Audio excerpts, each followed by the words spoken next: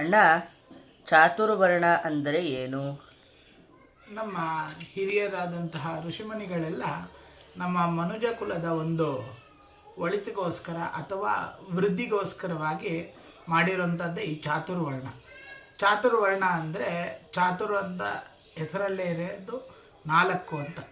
ಈ 4 ವರ್ಣಗಳನ್ನು ಮಾಡಿದ್ದಾರೆ. ಅಂದರೆ ಒಂದು ಅಡ್ಮಿನಿಸ್ಟ್ರೇಷನ್ ಸಿಸ್ಟಮ್ ಅಂತ ಏನಿರುತ್ತೆ ಅದರ ಅಂಡರಲ್ಲಿ ಈ 4 ವರ್ಣಗಳನ್ನು ಉಲ್ಲೇಖ ಮಾಡಿದ್ದಾರೆ.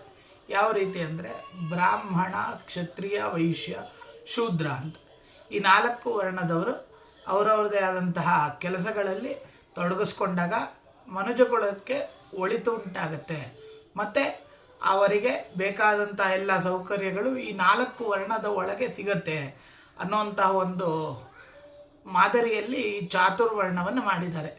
ಈ ಚಾತುರ್ವರ್ಣದಲ್ಲಿ ಒಬ್ಬೊಬ್ಬರಿಗೆ ಅವ್ರದ್ದೇ ಆದಂಥ ಕೆಲಸ ವೈಖರಿಗಳನ್ನು ವಹಿಸಿದ್ದಾರೆ. ಅದರಲ್ಲಿ ಏನೇನು ಬರುತ್ತೆ ಅನ್ನೋಂಥದ್ದನ್ನು ನೆಕ್ಸ್ಟ್ ಒಂದೊಂದೇ ವಿಡಿಯೋಗಳಲ್ಲಿ ಒಂದೊಂದು ವರ್ಣದ ಬಗ್ಗೆ ವಿವರಣೆ ಕೊಡ್ತಾ ಹೋಗ್ತೀನಿ. ಆಯ್ತಲ್ಲ, ಮುಂದಿನ ವಿಡಿಯೋದಲ್ಲಿ ಕಂಟಿನ್ಯೂ ಮಾಡೋಣ. ಧನ್ಯವಾದ.